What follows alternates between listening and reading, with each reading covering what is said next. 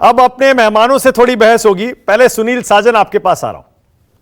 सुनील, कैसा आरोप? बेईमानी हो रही है, बुर्का दे उठाकर चेहरा देखा जा रहा है, वोटिंग धीमी करवाई जा रही है, बूथ कैप्चर हो गए, कोई सबूत है सुनील साजन?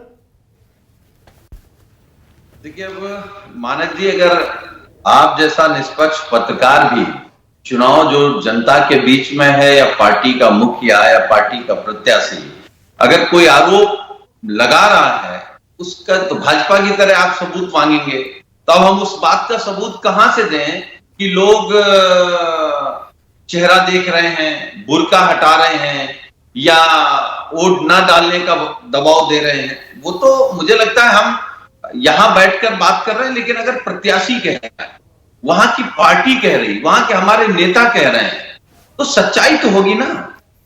और देखिए, भारतीय जनता पार्टी को बूथ कैप्चरिंग करने की या कम प्रतिशत वोट पड़े उसकी जरूरत क्यों पड़ रही? क्योंकि आपने अभी जब ओपनिंग की तो एक सवाल खड़ा किया, बम्पर पोलिंग, बम्पर वोटिंग।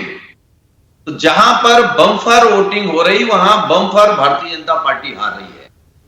तो आप अनुमान लगा सकते हैं। आपने पूरे देश का दिखाया, मैं पूरे देश की बात नहीं कहूंगा, लेकिन मैं आपके कार्यक्रम में कम से कम ईमानदारी से यह कह सकता हूं, पहले चरण में भारतीय जनता पार्टी का श्री गणेश नहीं हो रहा है, खाता नहीं खुल रहा है। और ये बात झूठी नहीं होगी, ये बात खाता ही नहीं खुल रहा है, पता लग जाएगा। खाता ही नहीं खुल रहा है।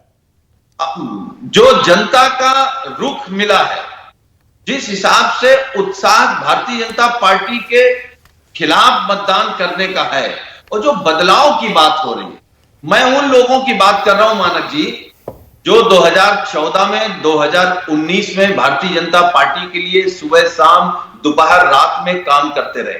वो लोग कह रहे हैं बदलाव करना है, वो लोग कह रहे हैं बीजेपी को हराना है। हमारे अपने तो हमारे साथी हैं।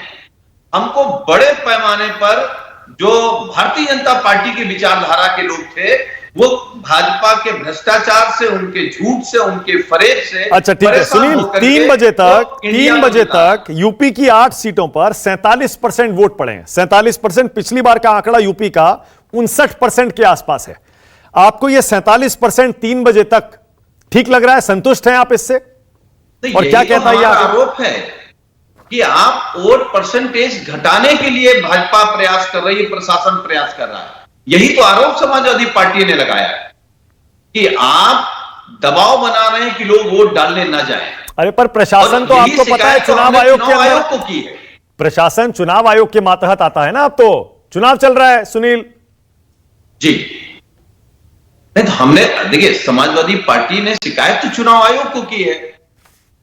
अब चुनाव आयोग अगर सख्ती कर देगा तो मुझे लगता है आने वाले जो चरण हैं उनमें इस तरीके की शिकायतें नहीं सुनाई देंगी। नहीं, तो आरोप किस पर है? प्रशासन पर आरोप है ना। प्रशासन तो चुनाव आयोग चला रहा है ना। अब इसका मतलब चुनाव आयोग पर आप आरोप लगा रहे हैं कि धीमी गति से चुनाव कराने की साजिश हो रही है चुनाव आयोग की तरफ से। ऐसा नहीं है। चुनाव आयोग तो दिल्ली में बैठा है।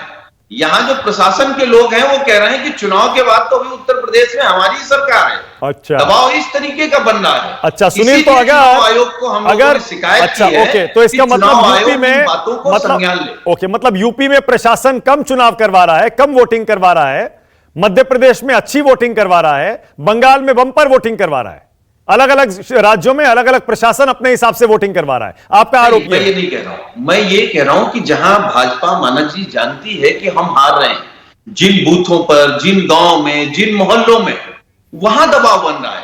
पूरी की पूरी मतदाताओं के बीच नहीं बन रहा है।